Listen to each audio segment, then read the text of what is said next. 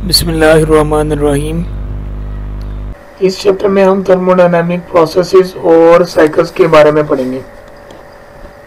तो इन तीसरे चैप्टर में आप देख सकते हैं हमारे पास टोटल 11 टॉपिक्स हैं। We are going to study 3.1 topic. ये है इंट्रोडक्शन टू थर्मोडायनामिक प्रोसेस कि थर्मोडायनामिक प्रोसेस होता क्या है।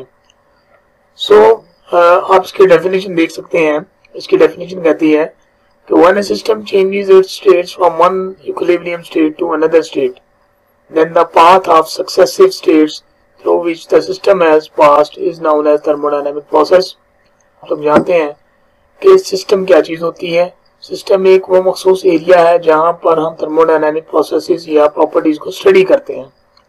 तो जब कोई सिस्टम अपनी एक हालत से दूसरी हालत में जाता है तो जो पाथ वो फॉलो करता है उस पाथ को हम क्या कहते हैं, हम प्रोसेस कहते हैं। और उस प्रोसेस के अंदर जो पैरामीटर्स आपके मौजूद हैं P1, V1, T1, ये जो तीन पैरामीटर्स हैं, इसी तरह प्रेशर, वॉल्यूम और टेम्परेचर सेकंड स्टेट जो होगी है उस पर जो मौजूद हैं, इनको कंडीशंस कहते हैं। ये कंडीशंस हैं, ये आपकी सिस्टम की स्टेट 1 है और ये आपकी सिस्टम की स्टेट नंबर 2 है।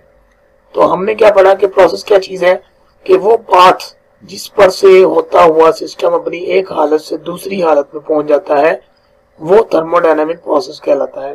सेकंड डेफिनेशन इसकी बड़ी आसान है, आप कर सकते हैं कि कोई भी ऐसी तब्दीली, any change that a system undergoes from one equilibrium state to another, एक इक्विलिब्रियम हालत से दूसरी इक्विलिब्रियम में जो तब्दीली का अमल है उसको क्या कहते हैं, प्रोसेस। प्रोसेस वो चीज है जो किसी सिस्टम की स्टेट यानी कि हालत में फर्क ले आए। ठीक है जी। So this was the proper definition of thermodynamic process. Topic 3.2 classification of thermodynamic processes. अब हम थर्मोडायनामिक प्रोसेस की क्लासिफिकेशन यानी कि टाइप्स पढ़ेंगे। इम्पोर्टेंट टॉपिक है। सबसे पहले हम बात करते हैं नॉन फ्लो प्रोसेस क्या होता है और फ्लो प्रोसेसेस क्या होते हैं। तो जो प्रोसेस क्लोज सिस्टम में होता है, और क्लोज सिस्टम का मतलब है कि ये मास ट्रांसफ़र नहीं होने देता अक्रॉस द बाउंड्रीज, तो वो प्रोसेसेस कहलाते हैं नॉन फ्लो प्रोसेसेस, जिनमें सिर्फ एनर्जी ट्रांसफ़र होता है। इसकी एग्जांपल है सिलेंडर पिस्टन सिस्टम, और इसमें वर्क डन का फार्मूला आपके सामने लिखा गया है यहाँ पे, जो कि पॉजिटिव होता है। फ्लो प्रोसेसेस कहाँ पे होते हैं, ओपन सिस्टम में होने वाले।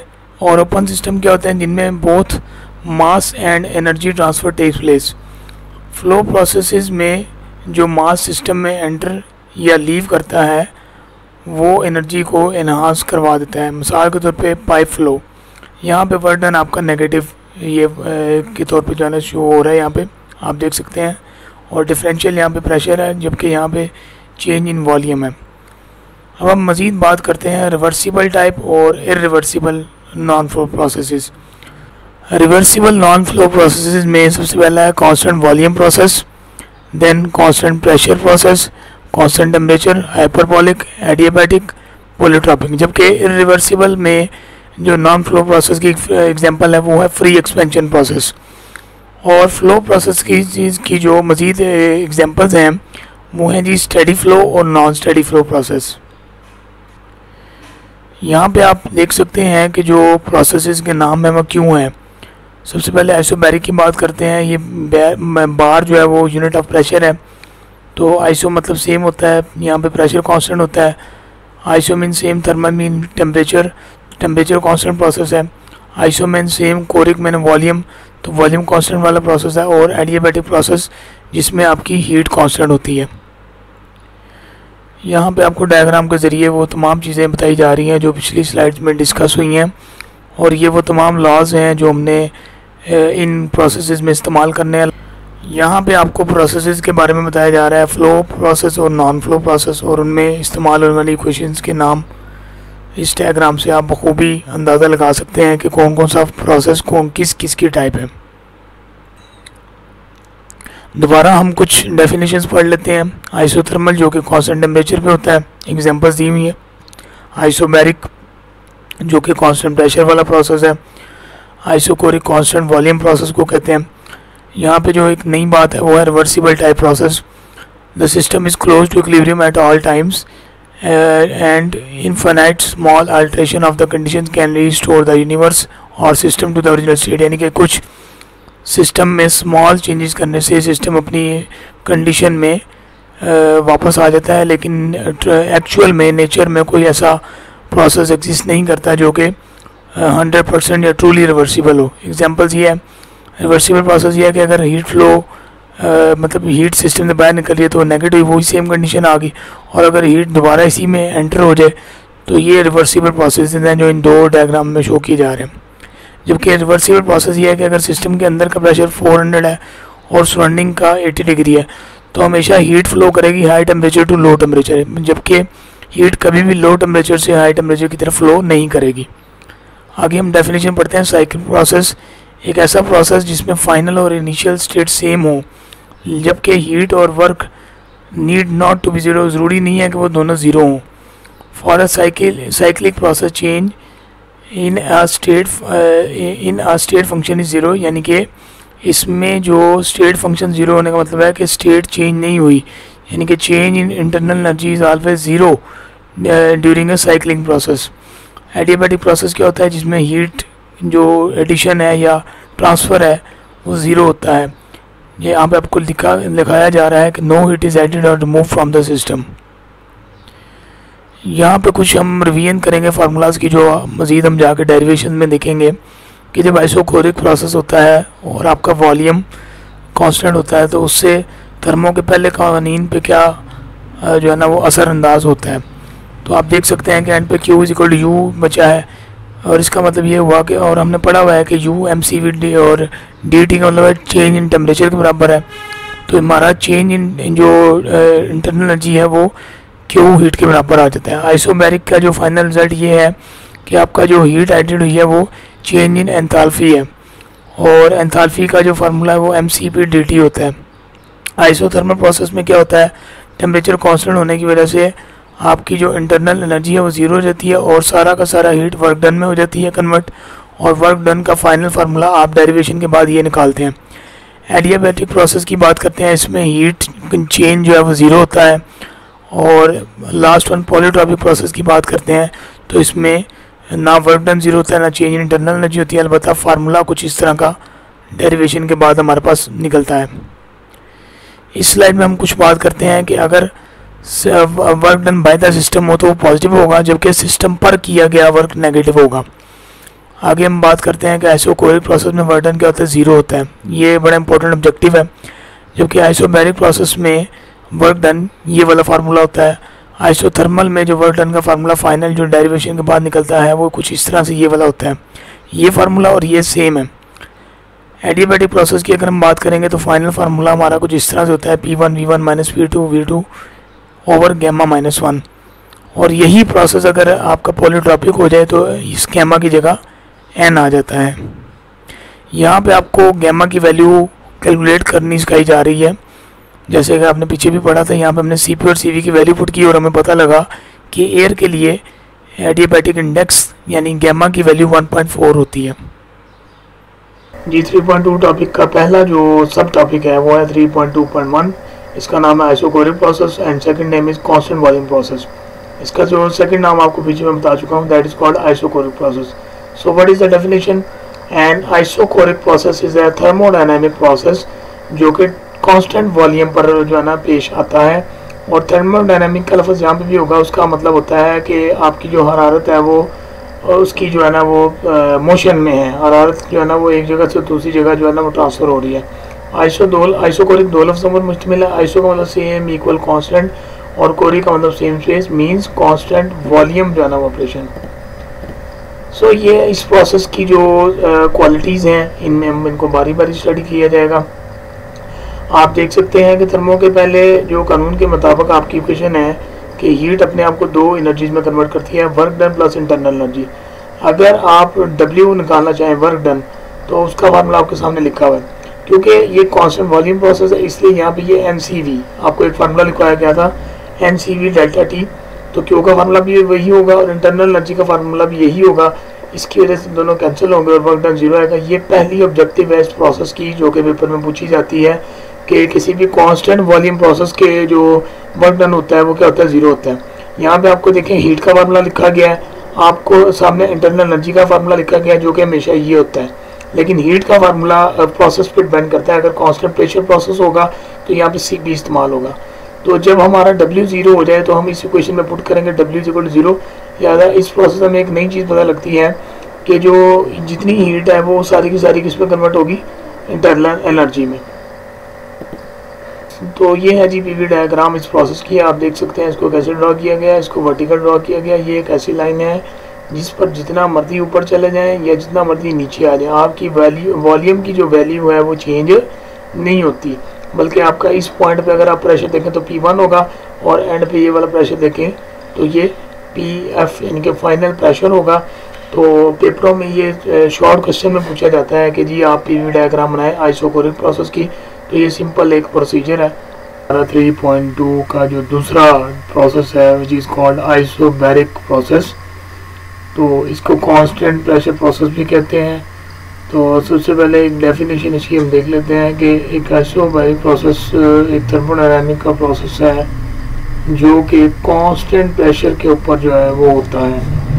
तो दूसरी बात ये है कि आप देख सकते हैं कि आइसो और ये दो लफ्ज़ थे बोराज, ठीक है। ये जो पोर्शन है इसका मतलब जो है ना ये प्रेशर है, और आइसो का मतलब पहले से बता चुका हूँ सेम, इक्वल या कांस्टेंट। तो दूसरी जो इसकी जो डेफिनेशन है इसको आइसोबैरिक भी कहते हैं और कांस्टेंट प्रेशर प्रोसेस। थर्मोडायनामिक का लफ्ज़ जहाँ भी आता है उसका मतलब हीट इन मोशन होता है। यहाँ पे एक छोटा सा मैंने नोट डाला हुआ है कि प्रेशर जो है वो टेम्परेचर पर डिपेंड नहीं करता। वो ये नहीं आप कह सकते कि टेम्परेचर बढ़ेगा तो प्रेशर बढ़ेगा। Pressure is always independent of temperature.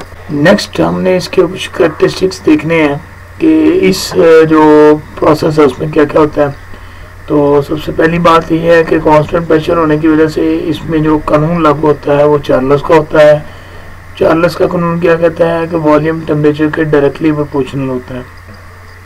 दोबारा एक डेफिनेशन यहाँ पे आप देख सकते हैं कि जिसमें सिस्टम जो है ना वो काम करता है सेम प्रेशर के ऊपर। अब वर्क डन की अगर बात करें तो आपको पिछले प्रोसेस में आप बताया गया था कि वर्क डन 0 होता है कांस्टेंट वॉल्यूम प्रोसेस में, लेकिन यहाँ पे ऐसा नहीं है। यहाँ पे जो फोर्स का फार्मूला इस्तेमाल होता है वो प्रेशर इनटू एरिया के ज़रब जो है ना इस्तेमाल होता है, क्योंकि फोर्स ज़रबे एरिया क्या होता है प्रेशर, तो फोर्स क्या होगा प्रेशर ज़रबे एरिया। तो वो फार्मूला हम पुट करते हैं तो हमारे पास एक ये एरिया और एक थर्ड डायमेंशन मल्टीप्लाई हो जाए हाइट, तो वो वॉल्यूम बन जाता है। लिहाजा ये formula P into delta V यहाँ से जो है ना वो आपके पास आता है मुझे जो है ना। तो इस प्रोसेस के लिए वर्क डन का फार्मूला है P into change in volume VF minus VI। अब P1 P2 क्यों नहीं लिया, क्योंकि प्रेशर कांस्टेंट है, लिहाजा P1 P2 के बराबर होगा। इसी वर्क डन को जब हम V1 से लेके जो इसकी कह लें आप इंटीग्रेशन हम करते हैं, क्योंकि हमने एरिया अंडर द कर्व लेना होता है। ये पीवी डायग्राम है इस प्रोसेस की। ये एक ऐसी लाइन है जिसपे जितना मर्जी यहाँ चले जाओ दाएं तरफ, जितना बाएं तरफ चले जाओ प्रेशर चेंज नहीं हो रहा, वॉल्यूम चेंज हो रहा है और उससे हमें कोई फ़र्क नहीं पड़ता। तो इस तरीके से करने से हमारे पास ये फाइनल जो है ना W का फार्मूला होता है। हमने 3 चीज़ों का फार्मूला बताना होता है थर्मो के फसला में। हमने देखा है एक होता है W, वर्क डन, U और Q के बारे में हमने बात करनी होती है। तो नेक्स्ट आप देख सकते हैं कि इसमें आपको Q का फार्मूला बताया जा रहा है। Q हमने पढ़ा है कि जो चेंज इन डेल्टा V के बराबर होता है। तो इसमें इस प्रोसेस में मैं आपको अभी यहाँ पर स्लाइड पे मैंने मेंशन किया, लेकिन मैं आपको बता देता हूँ कि Q का फार्मूला होता है mCp into T2 minus T1, जबकि इंटरनल एनर्जी का फार्मूला हमेशा होता है U equal to mCV T2 minus T1। तो इस तरीके से आप जो है ना यहाँ पे हीट फाइंड आउट कर सकते हैं। टॉपिक है 3.2.3 यानी कि 3.2 का तीसरा प्रोसेस हम एक्सप्लेन करेंगे आज। This is very much important. ये बोर्ड के क्वेश्चन में आपके जो पिछले 2 प्रोसेस हैं और ये तीसरा प्रोसेस है, ये लॉन्ग क्वेश्चन के तौर पर पूछे जाते हैं, लिहाजा आप कोशिश करेंगे इनको अंडरस्टैंड करें। So this is isothermal process, constant temperature process. Iso mean same, thermal mean temperature. तो अगर सिस्टम का टेम्परेचर जो है ना वो through out the process constant रहे, यानी कि ये नहीं है कि दरमियान में चेंज हो जाए और शुरू और आखिर में सेम हो, लेकिन थ्रू आउट पूरे प्रोसेस के दौरान अगर टेम्परेचर कांस्टेंट रहे तो उसको हम आइसोथर्मल प्रोसेस कहते हैं। तो यहाँ पे आप देख सकते हैं कि आइसोथर्मल मीन टेम्परेचर सेम है, फर्स्ट स्टेट का टेम्परेचर दूसरी के बराबर होगा तभी हम कहेंगे ना टेम्परेचर कांस्टेंट है, और इनका फ़र्क क्या होगा, ज़ीरो, यानी कि चेंज इन टेम्परेचर क्या है, ज़ीरो, पहली खसूसियत। तो चेंज इन टेम्परेचर ज़ीरो होने से सबसे पहला जो फ़र्क पड़ता है वो यू पे पड़ता है। इंटरनल एनर्जी टोटली डिपेंड करती है टेम्परेचर पे। आपको याद होगा mCV T2 माइनस T1, यानी कि डेल्टा टी ज़ीरो हो गया तो उसके करने से डेल्टा यू भी चेंज इंटरनल एनर्जी भी क्या हो जाएगा, ज़ीरो, और आपको एक रिजल्ट मिलेगा कि Q इक्वल टू W। और ये इक्वेशन बन जाती है आइसोथर्मल प्रोसेस की, यानी कि जिसमें सारी की सारी हीट किस में कन्वर्ट हो रही है, W में।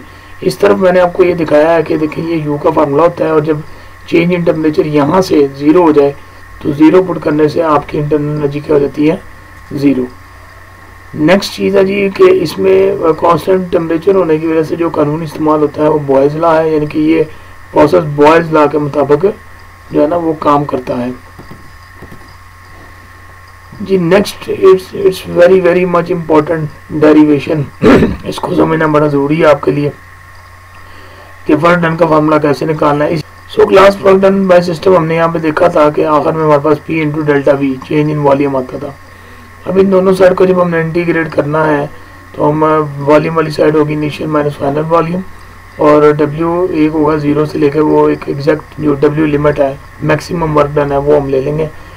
डिफरेंशियल इंटीग्रल से कट होकर यहाँ पे सिंपल W रह जाएगा, और यहाँ पे हमने प्रेशर का एक फार्मूला इस्तेमाल करना है जो कि आपको ये जो है ना क्या है उसमें जामनी कलर में नज़र आ रहा है, PV इक्वल टू NRT। यहाँ से P की वैल्यू निकाल ली है, और अब हमने देखे NRT ऊपर बाहर निकाल दी। क्यों? क्योंकि ये सारी चीज़ कांस्टेंट है। NRT with respect to V ये सारी चीज़ें कांस्टेंट है, कांस्टेंट को इंटीग्रल साइड से बाहर निकालना है। अब 1/V क्या चीज़ है, 1/V आपको समझना पड़ेगा। अब यहाँ पे आ जाए NRT उसी तरह 1/V। देखिए 1/x इंटू dx का इंटीग्रल क्या होता था, नेचुरल लॉग x। तो यहाँ पे V है तो नेचुरल लॉग ऑफ V आएगा। ये मैथमेटिक्स के रूल्स हैं। इंटीग्रल का साइन तो नहीं लगाना, लेकिन लिमिट्स की बात करनी है V2/V1। तो जब हम इसको पुट करेंगे तो first limit minus second limit, यानी कि natural log V2 minus natural log V1। और लॉग की खसूसियत है कि जब दो लॉग माइनस हो रहे हो उनको बटे की सूरत में, यानी कि log V2 minus natural log V1 लिखा जा सकता है। So this is the total work done formula which is used. अब आप यहाँ से देख सकते हैं कि इस फार्मूले की और शक्ल भी है, क्योंकि आपको पता है कि PV बराबर होता है NRT के, जो जनरल गैस इक्वेशन हमने पढ़ी थी। तो लिहाजा किताबों में आपके यहाँ पे P1 V1 भी इस्तेमाल हुआ है, वो भी ठीक है जी इस जगह पे। तो ये दोनों फार्मूले ये V2/V1 की शक्ल में वॉल्यूमेट्रिक रेशो की फॉर्म में है, और ये प्रेशर रेशो की फॉर्म में। प्रेशर रेशो कैसे लेते हैं, इस कानून से V2/V1 की वैल्यू आप निकाल लेंगे तो आपको पता लग जाएगा। तो this is the final formula for work done. ये हमारा टॉपिक 3.2.4 है, और ये 3.2 का चौथा प्रोसेस है। इसका नाम है एडियाबैटिक प्रोसेस। एक ऐसा प्रोसेस जिसमें एंट्रोपी कांस्टेंट रहती है। और एंट्रोपी कांस्टेंट क्यों रहती है, क्योंकि इसमें जो एक्सचेंज ऑफ हीट होता है वो ज़ीरो के बराबर होता है। तो this is the basic definition of adiabatic process. Adiabatic process के होने की तीन शराइत हैं कि पहली चीज़ है कि आपकी हीट एनर्जी की कोई ट्रांसफ़र ना हो, कोई हीट ट्रांसफ़र ना हो, ना हरारत बाहर निकले सिस्टम से, ना सिस्टम के अंदर दाखिल हो। दूसरी शर्त यह है कि जो भी तब्दीली होगी वो बहुत तेज़ी से होगी, और स्पेसिफिक हीट इज़ ज़ीरो। आपको हरारत महसूसा के बारे में बताया गया है, ठीक है जी, वो इस केस में क्या होनी चाहिए, ज़ीरो होनी चाहिए। तो यहाँ पे आप टीवी डायग्राम में देख सकते हैं, आपको रिवाइज करवाया जा रहा है कि जो हॉरिजॉन्टल लाइन है वो आइसोबैरिक प्रोसेस को रिप्रेजेंट करती है, वर्टिकल लाइन आइसोकोरिक प्रोसेस जिसको आइसोमेट्रिक भी कहते हैं, और हमने आइसोथर्मल पढ़ा था, एक कर्व नुमा होती है। और अब आप देख सकते हैं कि एडियाबैटिक इससे नीचे है।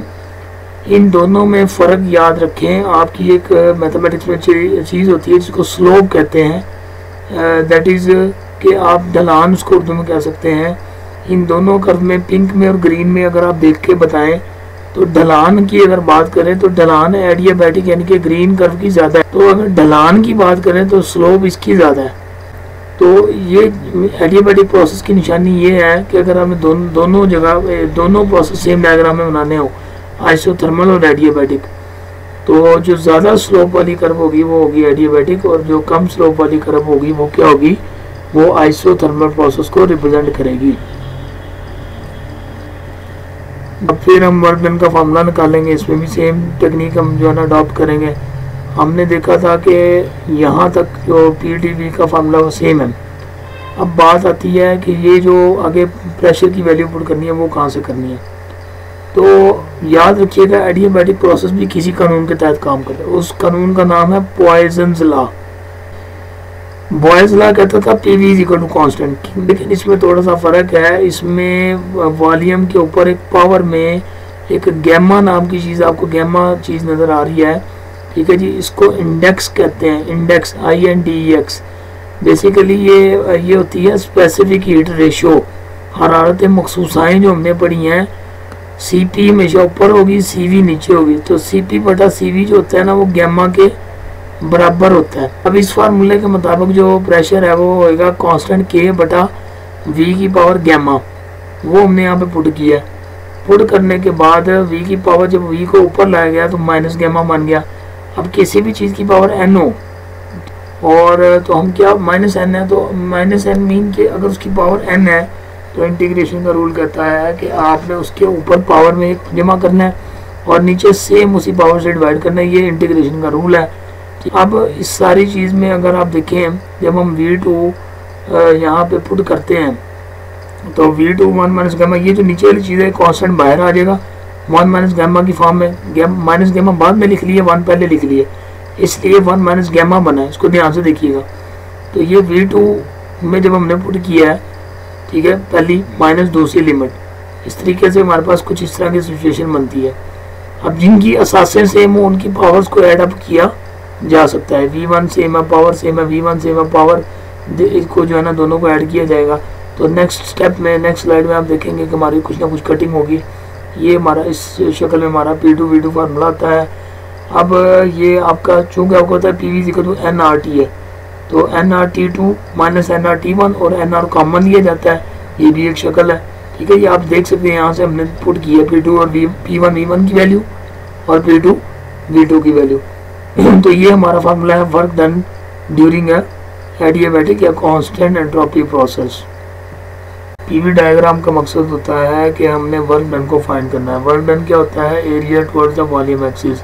किसी भी कर्व के नीचे वाला एरिया जो वॉल्यूम एक्सिस को टच कर रहा है वो एरिया क्या कहलाता है? Work done.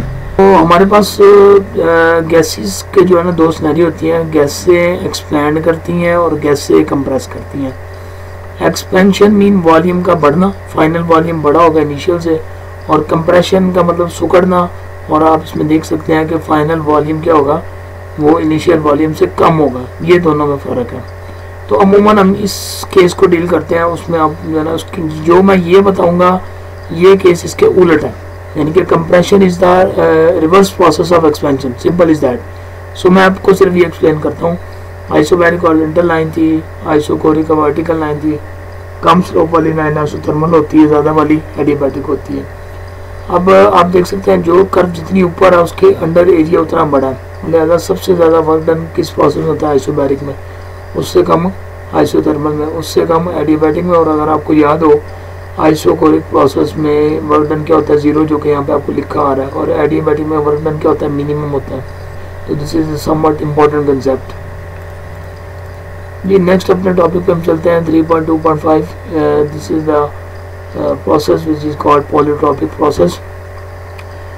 जब आपके गैस को हीट या कूलिंग किया जाए, आपको वो इंडेक्स बताया था पीवी की पावर, वहाँ पे गैमा था ना, यहाँ पे एन होता है, फ़र्क ही है। तो इन तीन वैल्यूज़ के अलावा, ठीक है, अगर 0 हो ना एन, तो फिर तो ये प्रेशर, ये तो आइसोबैरिक प्रोसेस बन जाता है। N is equal to 0, n is equal to 1 हो तो ये बॉयज लॉ बन जाता है, और एन इज इक्वल टू 1.4 हो तो ये एडियाबैटिक प्रोसेस बन जाता है।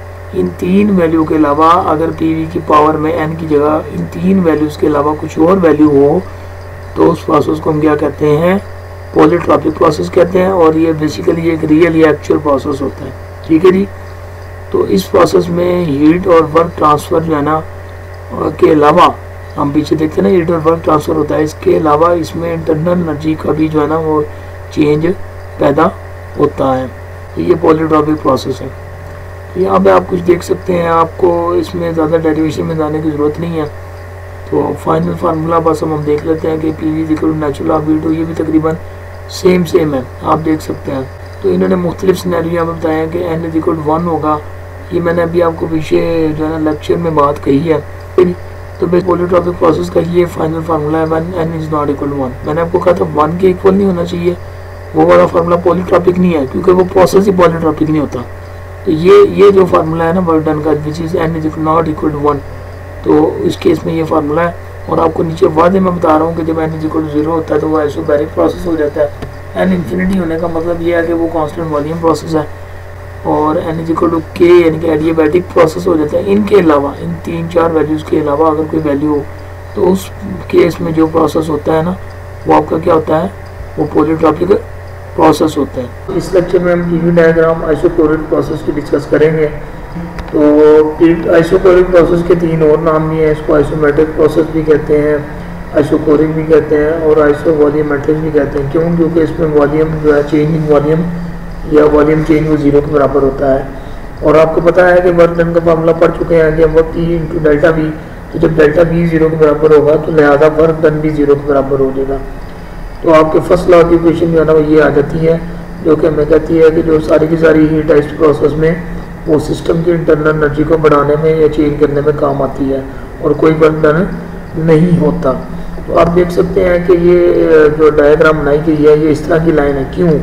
क्योंकि इस लाइन में जितना मर्जी ऊपर चले जाएं या जितना मर्जी नीचे आ जाए, आपकी एक ख़ास वॉल्यूम की वैल्यू है जो कि चेंज नहीं हो रही। ये तो कंडीशन है आइसोकोरिक प्रोसेस की, वॉल्यूम में कोई चेंज ना हो। प्रेशर में जितना मर्जी चेंज हो, हमें उससे कोई फ़र्क नहीं पड़ता, लेकिन हमने वॉल्यूम कांस्टेंट रखना था। तो लिहाजा ये सीधी लाइन आपकी जो है ना वो आइसोकोरिक प्रोसेस को जाहिर कर रही है। अब आप देख सकते हैं कि इस लाइन के जो अंडर एरिया होता है वो किसी भी जो कर्व है उसके अंडर एरिया वर्क डन को जाहिर करता है। अब ये तो एक वर्टिकल लाइन है और वर्टिकल लाइन के नीचे या आप साइड पे देख सकते हैं कोई और एरिया होना मुमकिन नहीं है। लिहाजा फिजिकली भी अगर एरिया नहीं है तो लिहाजा नो वर्क डन। ये चीज़ इस चीज़ को प्रूव कर रही है कि आइसोकोरिक प्रोसेस में वर्क डन 0 के बराबर होता है। तो ये पीवी डायग्राम किस प्रोसेस की हुई है? आइसोकोरिक प्रोसेस की हुई है। तो द टॉपिक नेम मैंने इसका रखा है कि रिवीजन ऑफ पीवी डायग्राम्स। सबसे पहले आपको ये कंसेप्ट क्लियर होना चाहिए कि पीवी डायग्राम है क्या। पीवी डायग्राम में एक वाई एक्सिस प्रेशर एक्सिस होती है और एक्स एक्सिस वॉल्यूम एक्सिस होती है। अकॉर्डिंग टू द ग्राफ आप देख सकते हैं कि जो प्रेशर है वो आपका ऊपर को तरफ बढ़ना है और नीचे की तरफ क्या होगा? कम होगा। And similarly volume will increase towards right and will decrease towards the left side. इस साइड पे जो है ना वॉल्यूम क्या होगा? कम हो जाएगा और राइट साइड में वॉल्यूम बढ़ेगा। प्रेशर ऊपर बढ़ेगा और नीचे कम होगा। तो सबसे पहले तो ये चीज़ आपको क्लियर होनी चाहिए।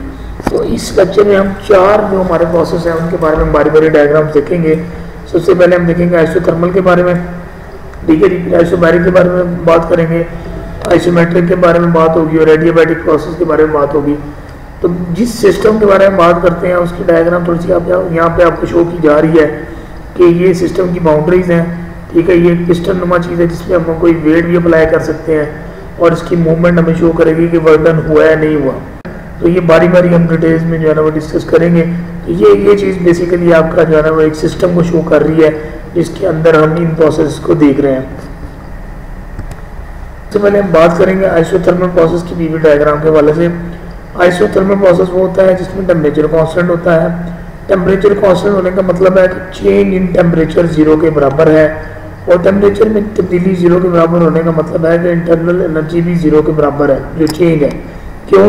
क्योंकि इंटरनल एनर्जी का टोटली ताल्लुक होता है टेम्परेचर के साथ, डायरेक्टली प्रोपोर्शनल होती है। तो इस तरीके से हमारी जो first equation of thermodynamics law है वो मतलब जो है ना यहाँ पे U की जगह 0 आ जाता है, यानी कि तमाम का तमाम जो वर्क है वो हीट जो है वो वर्क डन में कन्वर्ट होती है, ठीक है। अब इस कानून में जो इससे जो प्रोसेस है उसमें जो कानून इस्तेमाल होता है वो आपको बताया गया था, वो होता है PV इक्वल टू कांस्टेंट। क्योंकि टेम्परेचर कांस्टेंट है, टेम्परेचर कांस्टेंट होने से जो कानून बनता है वो होता है Boyle's law, which is PV equal to constant. अब PV इक्वल टू कांस्टेंट का मतलब ये होता है कि जो हासिल सरब है वो उसी वक्त मुस्तकिल रहेगा अगर एक चीज़ बढ़ेगी और दूसरी कम हो या पहली चीज़ कम हो दूसरी बढ़े, यानी कि 2 ज़रबे 5 5 ज़रबे 2 के बराबर है। तो हासिल ज़रब को कांस्टेंट रखने के लिए जो दो क्वांटिटीज़ हैं पीवी, उनका ताल्लुक इन्वर्स जो है ना वो होगा, एक के बढ़ने से दूसरा कम होता है। तो इस कंसेप्ट को मद्देनजर रखते हुए हमने एक ऐसी लाइन ड्रा करनी है जिसमें एक चीज़ बढ़े तो दूसरी कम हो, या अगर वो चीज़ पहली चीज़ बढ़ रही है कम हो रही है तो दूसरी बढ़ जाए। अब अगर ये लाइन एक कर्व हमने ड्रा की है, अब आप देखो अगर मैं इसके ऊपर एरो ये वाला लगाता हूँ इस तरफ, तो इस लाइन पे इस तरफ जाने का मतलब है वॉल्यूम का बढ़ना, लेकिन साथ ही साथ आप देख सकते हैं इस लाइन को नीचे आ रही है। नीचे आने का मतलब ये है कि प्रेशर कम हो रहा है। तो इट मीन्स कि हमने जो है ना बिल्कुल सही जो है ना वो लाइन जो है ना इस प्रोसेस की ड्रा की है, जो कि ये लाइन शो कर रही है कि पीवी कांस्टेंट है। सिमिलरली ऊपर की तरफ जाएंगे तो इसका ऊपर जाना, बाएं तरफ आना वॉल्यूम को जो है ना कम कर रहा है, और इसका ऊपर जाना जो है ना वो किसको कम कर रहा है, प्रेशर को बढ़ा रहा है। तो ये हम देख सकते हैं इस तरीके से जो है ना डायग्राम ड्रा होती है। इस कंसेप्ट को समझें तो ये एक कर्व होती है, ठीक है, क्योंकि स्ट्रेट लाइन नहीं हो सकती क्योंकि इसकी डिग्री इक्वेशन की 1 नहीं है। पीवी डायग्राम जो कि एडियाबैटिक प्रोसेस की बनती है, तो सबसे पहले आपको समझना ज़रूरी है कि एडियाबैटिक प्रोसेस क्या होता है। एडियाबैटिक की एक डेफिनेशन है कि एंट्रोपी कांस्टेंट रहती है, और एंट्रोपी कांस्टेंट का जो एक्चुअल मतलब है वो होता है कि कोई भी जो है ना हीट ना दाखिल हुई है ना खारिज हुई है। इसको इंग्लिश में कहते हैं there is no heat exchange. तो यहाँ पे ये चेंज इन टेम्परेचर 0 के बराबर नहीं होता, मीन्स के टेम्परेचर में फ़र्क होगा, हालांकि हीट दाखिल नहीं, मतलब बिल्कुल उसमें हीट एक्सचेंज नहीं है। तो यहाँ पे इस प्रोसेस में बेसिकली Q जो है वो 0 के बराबर होता है, और उससे हमें पता लगता है कि जो जितना भी वर्क डन है वो सारा का सारा, या जो इंटरनल एनर्जी है वो सारी की सारी वर्क डन में कन्वर्ट हो रही है, और इसमें हीट का कोई अमल दखल बिल्कुल भी नहीं है। तो इसको हम कहते हैं एडियाबैटिक प्रोसेस। तब आप देख सकते हैं कि एडियाबैटिक प्रोसेस भी जो है ना वो एक कर्व लाइन है, ये इस तरह से ड्रा हुई है, ठीक है। और अगर आप एडियाबैटिक प्रोसेस की पीछे डेरिवेशन देखेंगे तो उसमें एक लॉ इस्तेमाल होता है जिसको पॉइजन्स लॉ कहते हैं। पॉइजन्स लॉ में और यहाँ में फ़र्क ये है कि आइसोथर्मल में सिंपल पीवी होता है, लेकिन पॉइजन्स लॉ में पीवी की पावर गैमा, और गैमा होता है हरारत मखसूसाओं की निस्बत CP बटा CV के बराबर होता है वो। तो ये फ़र्क है। अब इन दोनों में मैं एक्चुअल में आपको फ़र्क दिखाना चाह रहा हूँ कि जिस लाइन की ज़्यादा स्लोप होती है वो एडियाबैटिक प्रोसेस होती है, और जिसकी ढलान या स्लोप कम है वो कौन सी है, वो आइसोथर्मल वाली होती है। आप इन दोनों में क्लियर फ़र्क देख सकते हैं। तो लिहाजा इस स्लाइड में आप देख सकते हैं तमाम प्रोसेस के बारे में कि ग्रीन लाइन आइसोबैरिक प्रोसेस को रिप्रेजेंट कर रही है। आइसोबैरिक प्रोसेस में जो है ना वर्क डन ये P × डेल्टा V के बराबर होता है, क्योंकि स्ट्रेट लाइन है ना, तो स्ट्रेट लाइन के नीचे जितना एरिया वो रेक्टेंगल है, और रेक्टेंगल हम कैसे मालूम कर सकते हैं, एरिया प्रेशर इंटू ज़रबे यानी कि हाइट बटा विड्थ। तो विड्थ यहाँ पे जो है ना वॉल्यूम है और हाइट आपकी प्रेशर है। सिमिलरली ये जो लाइन है ये आइसोथर्मल, उसकी एक खसूसियात लिखी हुई है कि इसमें क्या क्या होता है। ब्लू लाइन आपकी एडियाबैटिक प्रोसेस को ज़ाहिर कर रही है, और रेड लाइन आपकी आइसोबैटिक यानी कि isochoric process constant volume process को ज़ाहिर कर रही है। So this was the brief introduction of PV diagrams of all the processes. These are very important short questions regarding board point of view. So one process is called throttling process and the second one is called free expansion process. इन दोनों process में एक ख़ास किस्म का जो है ना वो डिफरेंस होता है, बिल्कुल माइन्यूट सा, जो कि टेक्निकली आपको जो है ना फ़र्क पता होना चाहिए, अदरवाइज़ ये दोनों जो है ना वो सेम प्रोसेस जो है ना हमें लगते हैं। तो सबसे पहले हम डिस्कस करेंगे थ्रॉटलिंग प्रोसेस के ये क्या होता है। जब किसी गैस को किसी अपर्चर कहते हैं कोई माइनर सा सुराख, ठीक है, जिसकी डायमेंशन बड़ी माइन्यूट सी हो, छोटी सी हो, वाल्व की तरह की, तो उसको एक्सपेंड करवाया जाए, तो वो जो प्रोसेस होता है वो थ्रॉटलिंग होता है।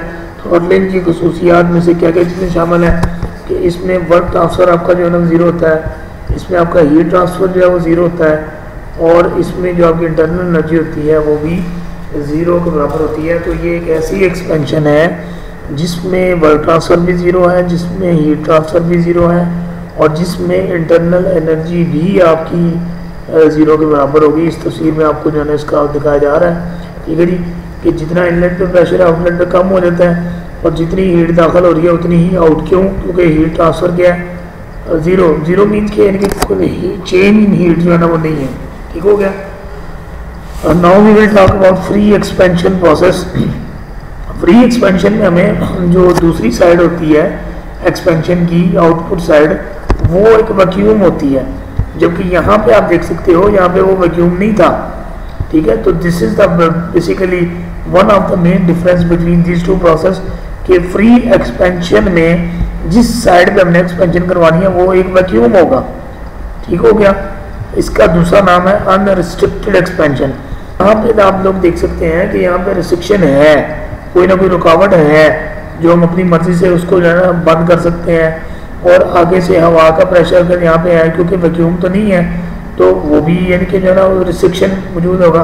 तो ये बेसिकली एक रिस्ट्रिक्टेड एक्सपेंशन है थ्रॉटलिंग, और फ्री एक्सपेंशन जो है ना वो अनरिस्ट्रिक्टेड एक्सपेंशन है। सेकंड प्रॉपर्टी क्या है जी फ्री एक्सपेंशन की? ये एक इरिवर्सिबल प्रोसेस है, ये रिवर्सिबल भी हो सकता है। ठीक है, जितनी बातें मैंने यहाँ पे लिखी हैं इनका उलट कर दें तो तकरीबन थ्रॉटलिंग प्रोसेस में जो है ना आपको 36 मान सकते हैं। तो हमारा थर्ड पॉइंट ये है कि इसमें भी वर्क ट्रांसफर जीरो के बराबर होता है, लेकिन इसमें जो ये वाला पॉइंट है ये बड़ा इंपॉर्टेंट है कि इसमें चेंज इन वॉल्यूम जो है ना वो जीरो के बराबर नहीं है। ठीक है ना, तो अगर चेंज इन वॉल्यूम जीरो के बराबर नहीं है तो फिर आपका वर्क डन जो है ना वो लाजमी होना चाहिए। और तीसरी बात यह है कि इसमें हीट ट्रांसफर जीरो के बराबर होगा, चेंज इन इंटरनल एनर्जी भी जो है ना जीरो के बराबर होगी। लेकिन बड़ी ही इंपॉर्टेंट बात यह है कि ये आइसोथर्मल प्रोसेस जो है ना वो नहीं है। ठीक है ना, हालांकि इसमें हमने कहा जी हीट ट्रांसफर जो है ना वो जीरो के बराबर है, लेकिन फिर भी ये आइसोथर्मल जो है ना वो प्रोसेस नहीं है, क्योंकि इसमें टेम्परेचर में जो है ना वो चेंज है। So this was about this two process, throttling and free expansion.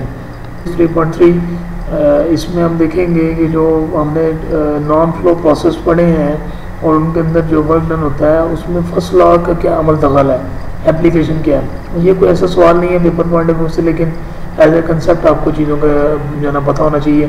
तो थोड़ा सा इसको स्टडी करते हैं, देखते हैं। तो ये कहता है कि जब कोई सिस्टम जो है ना वो अपनी स्टेट चेंज करता है या थर्मोडायनेमिक प्रोसेस के अमल से गुजरता है, लिहाजा हीट ट्रांसफर भी होता है, वर्क ट्रांसफर भी होता है।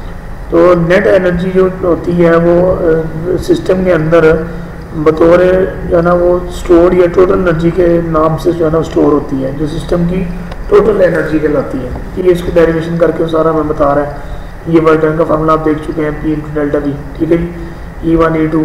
तो यहाँ पे जो रेड कलर की बात लिखी है ये सारा इस टॉपिक का लुब्बे लुबाब यानी कि रिजल्ट है, जो कि कहता है कि टोटल एनर्जी किसी भी जो सिस्टम की है, और वो सिस्टम जो है ना वो नॉन फ्लो प्रोसेस यानी कि जिसमें जो कि होता ही क्लोज सिस्टम के लिए है, तो जो भी नॉन फ्लो प्रोसेस होगा उस केस में टोटल एनर्जी सिस्टम की प्रोसेस के स्टार्ट में और एंड में, ठीक है ना, नॉन फ्लो प्रोसेस है, तो जो स्टोर्ड एनर्जी होगी वो इंटरनल एनर्जी ही होगी। ये कहना ये चाह रहा है कि अगर क्लोज सिस्टम है ना तो प्रोसेस शुरू में भी उसके अंदर जो एनर्जी पाई जा रही थी वो स्टोर्ड एनर्जी की फॉर्म में वो भी इंटरनल एनर्जी थी, और प्रोसेस के एंड पे भी जो एनर्जी पाई जा रही है वो भी इंटरनल एनर्जी ही है जो कि उसमें स्टोर हुई हुई है, क्योंकि बाहर से कोई एनर्जी ट्रांसफ़र नहीं हो रही। तो ये आपको जो है थोड़ी सी एप्लीकेशन सलाह भी जो है समझाना चाह रहा है। नेक्स्ट जो इस टॉपिक का रिजल्ट है वो आप ये देख सकते हैं कि हमने पीछे देखा है कि ये जो हीट और वर्क है वो सिस्टम की खासियत प्रॉपर्टी नहीं है। ये बड़ी इंपॉर्टेंट बात है।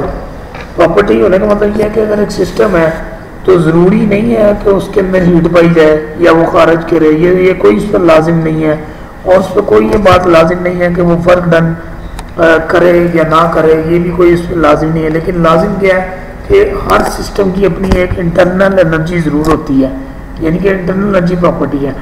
अब हमें ये बताया जा रहा है कि ये जो फार्मूला है ना Q - W, ये आपको पता है, आपने फार्मूला पढ़ा है Q = U + W।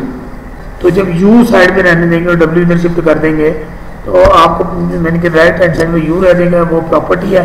लिहाजा ये Q - W भी जो है ना ये भी सिस्टम की प्रॉपर्टी बन जाती है, यानी कि ये जो डिफरेंस है ना, डिफरेंस ये सिस्टम की खसूसियत जो है ना वो बन जाता है। This is topic 3.4 in which heating and expansion of gases non flow reversible and irreversible process will be discussed. तो ये कोई नई चीज़ नहीं है, इसके बारे में हम पहले से और कुछ जो है ना वो नॉन फ्लो प्रोसेसेस हैं, रिवर्सिबल इरिवर्सिबल टाइप में डिस्कस कर चुका हूँ। नॉन फ्लो प्रोसेसेस के लिए क्लोज सिस्टम होता है और जो है ना फ्लो प्रोसेस के लिए ओपन सिस्टम होता है। अब ये आपने देखा था कि जो थ्रॉटलिंग प्रोसेस की जो डायग्राम देखी थी वो एक फ्लो प्रोसेस है। क्यों? क्योंकि उसमें सिस्टम ओपन है, जबकि आप ये एक्सपेंशन प्रोसेस है वो आपको पता है वैक्यूम में होता है, और वैक्यूम में क्लोज सिस्टम, और क्लोज सिस्टम के लिए प्रोसेस का नाम क्या होता है? Non flow process, irreversible type process होता है। बाकी ये हम जो है ना चीज़ें पढ़ चुके हैं। कांस्टेंट वॉल्यूम का नाम आइसोकोरिक होता है, आइसोबैरिक होता है, कांस्टेंट टेम्परेचर आइसोथर्मल होता है। हाइपरबॉलिक के बारे में हमने ज़्यादा डिस्कस नहीं किया, but it's not that important. और एडियाबैटिक आइसोट्रॉपिक प्रोसेस होता है। इसके अलावा पॉलीट्रॉपिक प्रोसेस जो कि 3.2.5 टॉपिक है वो भी डिस्कस हम कर चुके हैं। तो ये एक डायग्राम आपको जो है ना क्लियरली शो कर रही है कि कौन कौन से फ्लो प्रोसेस हैं, कौन कौन से नॉन फ्लो जो है ना प्रोसेसेस हैं। तो बाकी ये मज़ीद एक टर्मिनोलॉजी इस्तेमाल होती है जिसको हम कहते हैं स्टेडी फ्लो और non steady flow. Steady flow वो होता है जो टाइम के लिहाज से वेलोसिटी चेंज ना हो, यानी कि जिसमें डिस्चार्ज जो है ना वो सेम रहे, स्टेडी फ्लो। ये आप हाइड्रोलिक्स में टर्मिनोलॉजी पढ़ते हैं कि जी स्टेडी फ्लो क्या होता है, नॉन स्टेडी फ्लो क्या होता है। तो ये जो है ना सारी डिटेल है। ये वो पॉइजन्स लॉ की इक्वेशन लिखी हुई नज़र आ रही है, और ये जो है ना फ्लो प्रोसेस में थ्रॉटलिंग प्रोसेस आता है, ठीक है। नॉन फ्लो में आपका जो है ना वो फ्री एक्सपेंशन आ जाता है, ये भी एक फ़र्क है। तो ये उस वाले से दोनों प्रोसेस में फ़र्क आ जाता है। नॉन फ्लो प्रोसेस भी जो है ना इसमें लिखे हुए हैं यहाँ पे सारे। तो तो ये बेसिकली जो है ना टर्मिनोलॉजीज है। मेन टॉपिक 3.5 में हमने कुछ न्यूमेरिकल्स पे जो है ना डायरेक्ट एप्लीकेशन ऑफ फार्मूलाज, जितने हमने प्रोसेस में फार्मूलाज पढ़े हैं, आपको आइसोकोरिक प्रोसेस है उसमें अगर कहा जाए जी वर्क डन फाइंड करें तो हमें फाइंड करने की जरूरत नहीं है, वर्क डन होता ही 0 है। लेकिन अगर कहा जाए इंटरनल एनर्जी हीट मालूम करें तो वो हमें फार्मूला लगा के करना पड़ेगा। सिमिलरली अगर न्यूमेरिकल में लिखा हुआ जी एडियाबैटिक प्रोसेस है तो उसमें एडियाबैटिक वाले फार्मूले इस्तेमाल होंगे।